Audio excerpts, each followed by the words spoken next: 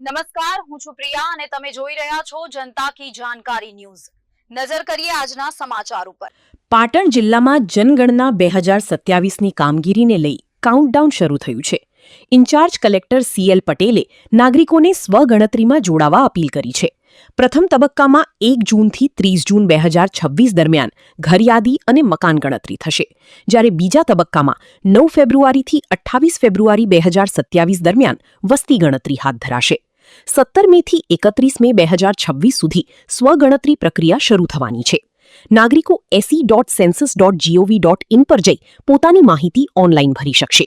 સ્વગણતરી પૂર્ણ થયા બાદ 11 આંકડાનું યુનિક આઈડી જનરેટ થશે। કલેક્ટરે તમામ નાગરિકોને સહભાગી બની જનગણના 2027ને સફળ બનાવવા સહકાર આપવા અપીલ કરી છે।